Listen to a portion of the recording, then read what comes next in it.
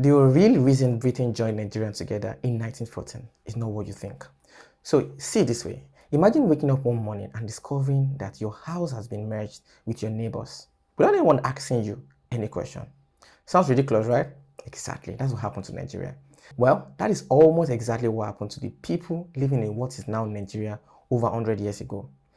On January 1, 1914, the British colonial government joined hundreds of kingdoms, empires, communities into one country called Nigeria. But here's the surprising part. It wasn't because the people wanted to become one nation. It also wasn't because British wanted peace. And it certainly wasn't because everyone shared the same culture. So the question to ask is, why did Britain really amalgamated Nigeria? The answer might completely change how you see Nigerian history. But sit back and relax to understand what really happened. To understand why Nigeria was created, we first need to understand something very important before 1914. There was no country called Nigeria. Instead, there were powerful kingdoms, empires spread across the land. In the north stood the mighty Sokoto Caliphate. In the southwest was the Great Oyo Empire. The Benin Kingdom flourished in the south. The Kanem-Borno Empire had existed for centuries.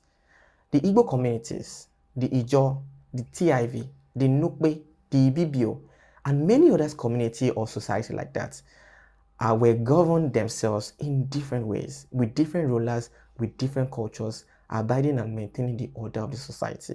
Then Britain arrived. By the late 1800s, Britain had gradually taken control of these territories. Instead of managing them as one colony, Britain divided them into three separate administrations. 1. The Colony of Lagos. 2. The Southern Protectorate. And 3. The Northern Protectorate. At first, this seemed manageable. But then Britain ran into a very expensive problem, which is the money problem. This is where the story becomes really interesting. So the Southern Protectorate was very rich because there was palm oil, which was in very high demand. Cocoa exports were growing really fast. Rubber brought in much money that could ever imagine. The ports also in Lagos generated huge custom revenue. Money was flowing in Lagos and in Southern Protectorate.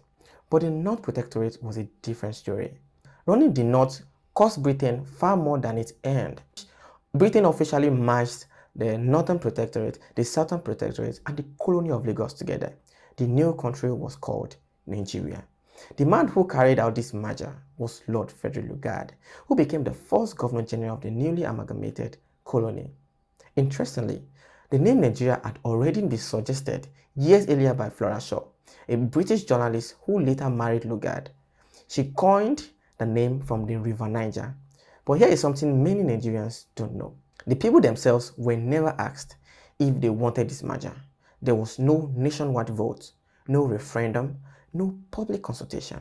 The decision was made entirely by the British. However, you also need to know that money was the biggest reason, but it wasn't only money.